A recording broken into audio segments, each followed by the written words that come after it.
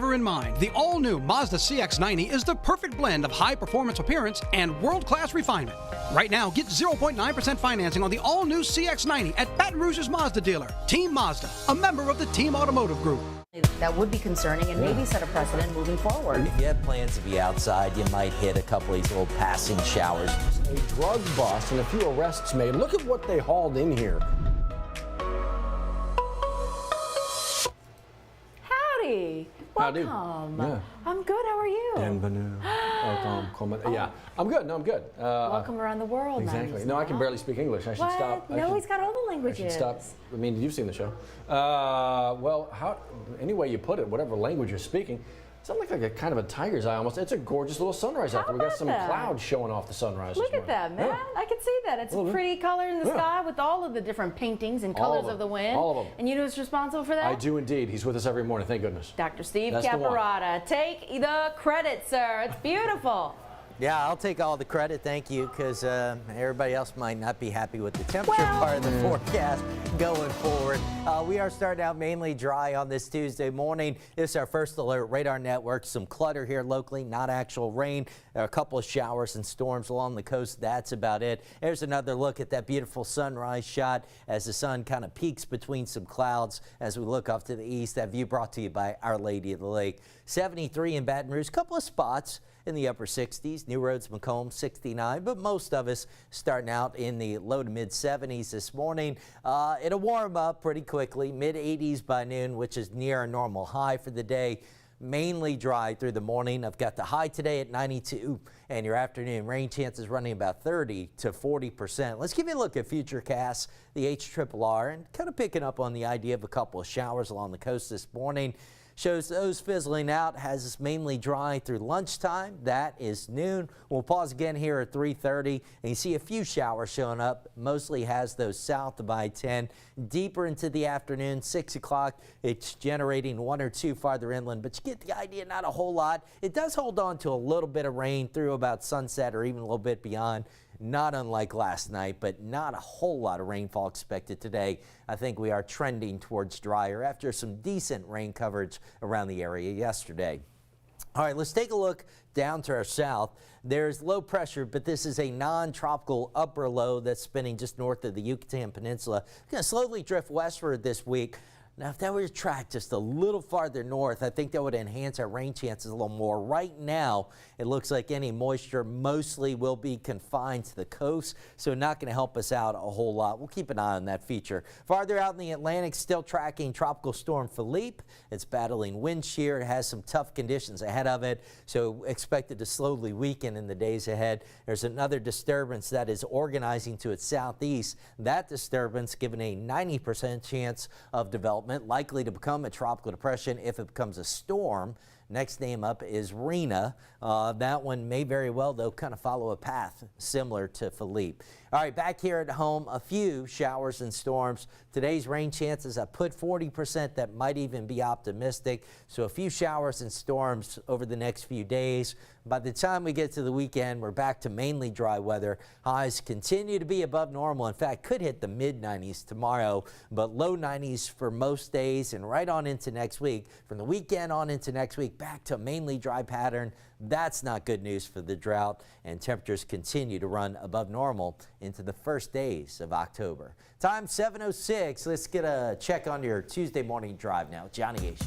Heart of the rush hour, and we can certainly see the changes. They're getting a little busy. Let's go zoom in on our map. We have a couple of issues this morning. One's going to be off of Government Street, Oleander at Camellia Avenue. This is going to be on Nicholson at Guerrier, right near the Alec Box Stadium. So in that area, be aware of that. And we're seeing some backup on the interstate. Not really because of this wreck. We always see the interstate backed up like that, but there is something on the right shoulder right before the college exit, and that's on the westbound side. You can kind of see that. It's not this. These are workers on the other side of the wall. It's not this.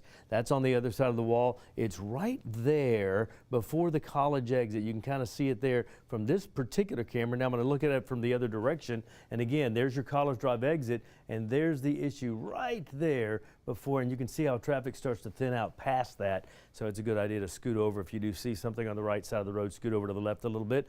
The bridge traffic is slow coming in now, and we're seeing this Gonzales to Baton Rouge almost back to normal. 15 to 16 minutes is normal for that run, 18 minutes, and that's mostly because of your right past Bluebonnet to the 1012 merge on I-10 westbound, 23 coming out of the Juban to Baton Rouge, Denham Springs area, and that is also not unusual for 7:07 in the morning. And for your condensed version of what you might have missed during the 9 News this morning, we go to Studio B every morning on WAFB Plus. Glad you joined us. Matt Williams and Liz Coe. Johnny Asian, thank you. That snapshot of headlines starts right here in the heartland, taking you to Detroit, Michigan, where the United Auto Workers still on strike. So if you've been following this from the beginning, you know kind of how this is working out. United Auto Workers, that union, striking against the big three. You've got Ford, GM, Stellantis. And right now it seems like conversations with one in particular are headed in the right direction. Ford, the other two, GM and Stellantis, not so much. And so that strike that was very targeted that first few days has now expanded, and the strikes continue. The picket lines are growing. Actually, it's going to grow by one person in particular as well, drawing even more attention to this. President Joe Biden expected to be out there here very soon. Yeah, he says he's going to make his way out there today on this Tuesday. Now, we're keeping our eyes on all of this, how the strikes are going to develop and how all of this is going to play out, especially as these workers look for what they say is fair pay, a cost of living adjustment. They want better pension and retirement situations, right? So that's all happening too, while we all look at what's happening on the national stage when it comes to the election. Who will become the next U.S. president? So, yeah, that's actually, you've got that president. Yeah, he's going to show up there. The former president also showing up there, which means he's not going to be on that stage, that debate stage that you're alluding to. Yeah, Wednesday night, a lot of the different candidates are going to be there at the Ronald Reagan National Library in California in Simi Valley. But as Matt mentioned, former President Donald Trump says he's not going to attend because he says he's going to be here on the front lines of the auto worker strike. So we'll see how this plays out. Asa Hutchinson, the governor of Arkansas, also not going to be there either. So we'll see how this plays out. The Republican National Convention hosting that Wednesday night. We'll see. Lots going on to pay attention to, right? Oh, that's not the only strike, right? We still know. Oh, actors on strike. Writers, they think they've got a deal going on, but actors on strike, so much to talk about. So speaking of the elections, we got a big debate tonight. It's all about the gubernatorial election that we've got right around the corner. Actually, it's right here on Channel 9. That's WAFB. WAFB and our parent company, Great TV, they're hosting a statewide debate in University of New Orleans, all happening at 7 o'clock tonight. So you can actually tune in. Just watch here, WAFB primetime, 7 o'clock. If you can't watch it, there are a couple of different radio stations, Heaven 95.7 FM and 1460 AM. So this is going to be moderated by a number of different anchors from all of the different Great TV stations. So we'll see what comes out of tonight's debate. And if you can't watch it, you can't listen, we'll recap it for you in the morning. Obviously, give you the big takeaways. Hey, did you see this? Actually, seeing is the whole point of this. Callie Hubbard, one of her stories this morning, talked with one of the councilmen from up in Baker, says, you know what? We need to make sure that the addresses on our homes, our apartments, all this are clearly visible. Ain't just for the mail delivery, right? We need to make sure that if there's an emergency, those crews know where they're going. That's exactly it, right? But how do they know where they get to if a letter is fallen off? If the painted letters, maybe they're faded away. Well, councilman, he's very determined to make sure that every home in Baker has all of that ready. He actually received some money, a grant from Entergy, to make sure he can do that. So he went out, bought the supplies, bought a hammer, bought the nails. He's got a little step stool. Kelly says he was making his rounds, making sure that people know that this is an option. So if you step outside your home and you notice maybe on your mailbox or on your home the number's faded a little bit or it's not really clear to what your address is, go ahead and give him a call. This is the, he said this is the way to make this happen. I've got the money, I've got the tools. Just let us know what's going on. We'll make sure your home is good to go and they can actually find you when you need them to. She was also talking about this as well, because this has been a big story over the last few days. A lot of salt water moving from the Gulf of Mexico up the Mississippi River because there's not enough fresh water flowing down it, and that could greatly impact the water there in New Orleans. It's a big saltwater wedge they've been talking about in New Orleans, right? So lower Plaquemines Parish already kind of impacted by this. While the people there wait for more water from the U.S. Army Corps of Engineers to be brought down there, well, people are trying to buy all the water in the New Orleans area. But a lot of people here are wondering, will this cause an impact to our water treatment plants? Well, Callie Hubbard spoke with the Baton Rouge Water Company, Ascension Water. We don't get our water the same way. And so we don't have that to worry about here. We're good. We're not worried about that. We're obviously focused on our friends and family down in New Orleans, but our water comes from a deep, deep ground aquifer. That's where those wells are drilled. So no worry there. You can read up a bit more about it right there in the story. All right, I want to take you through a bunch of these, a bunch of Crime Stoppers alerts for you, and it's eyes-on video. And this one's actually pretty clear out of West Baton Rouge. Have a look here. West Baton Rouge Sheriff's Office says they believe these two men are accused of stealing a four-wheeler from someone's home right under a carport there in Port Allen.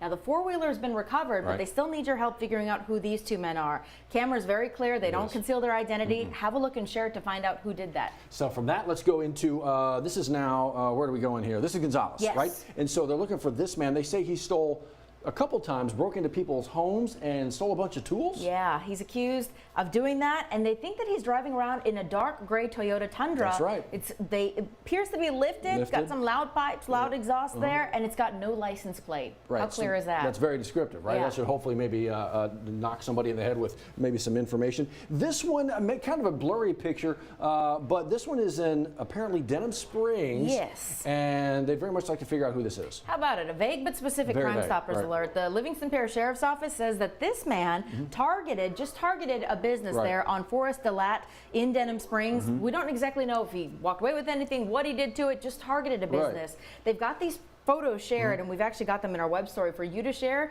This sounds suspect, right? It's a tight-knit community. If you saw something that's suspect, call them. Call them with the tip. 344-STOP will get you where you need to go. All right.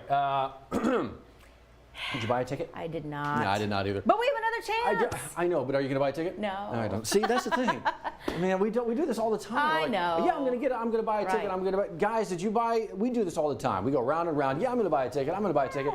If I don't need gas, I just don't. You? I forgot. Yeah, it's me too. You know, last time it got big, I forget what the exact number was. I actually did finally make it there. And you know what I Yeah, did? I remember Never you checked saying my that. numbers. As soon as I heard that the winner was in California or whatever, I mean, I could have $1 million waiting on me. I still haven't checked. That's my right. numbers. That's right. Stupid. That's check your numbers. Just It's $1 million.